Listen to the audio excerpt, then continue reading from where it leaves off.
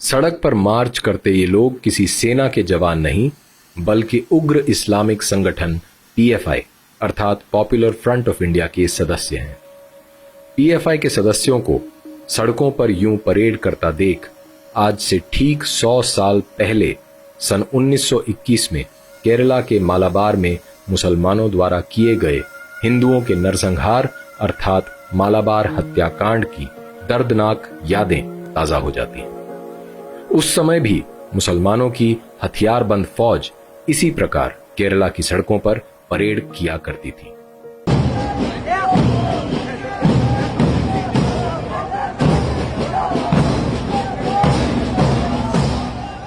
PFI एक धन संपन्न संगठन है जिसकी स्थापना सन 2006 में केरला में की गई थी।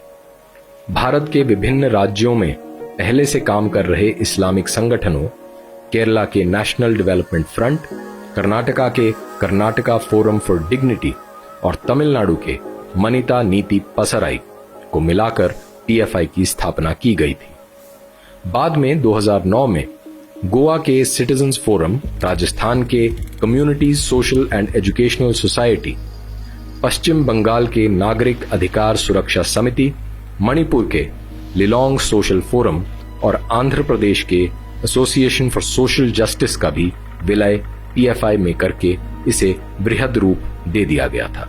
राजनीति में भी पीएफआई की दखल है। एसडीपीआई अर्थात social democratic party of India एक राजनीतिक संगठन है जो पीएफआई से जुड़ा है।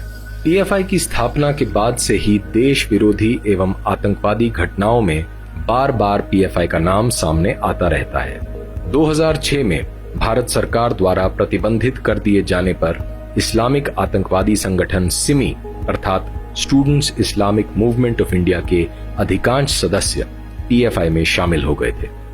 उदाहरण के लिए पीएफआई का राष्ट्रीय अध्यक्ष रहा अब्दुल रहमान पहले सिमी का राष्ट्रीय सचिव था और पीएफआई का प्रादेशिक सचिव रहा अब्दुल हमीद पहले सिमी का भी प्रादेशिक सचिव था। वर्तमान में भी सिमी के कई पूर्वाधिकारी पीएफआई में विभिन्न पदों पर नियुक्त हैं। केरला पुलिस की इंटेलिजेंस विंग ने हाईकोर्ट को सूचित करते हुए कहा था कि पीएफआई कुछ और नहीं बल्कि प्रतिबंधित इस्लामिक संगठन सिमी का ही नया चेहरा है और ये देश विरोधी कार्यों में सम्मिलित है। अब तक केवल केरला को ही पीएफआई का गढ़ माना जाता था, लेकिन अब पूरे भारत में पीएफआई का नेटवर्क फैल चुका है। पीएफआई ने अपना कार्यालय भी केरला से दिल्ली के शाहीन बाग में स्थानांतरित कर लिया है। भारतीय सुरक्षा एजेंसीज की रिपोर्ट के अनुसार सन 2011 में मुंबई में हुए बम धमाकों, 2012 में पुणे में हुए बम धमाकों और 2013 के हैदराबाद धमाकों में भी पीएफआई की अहम भूमिका थी। 2020 में बसंत पंचमी के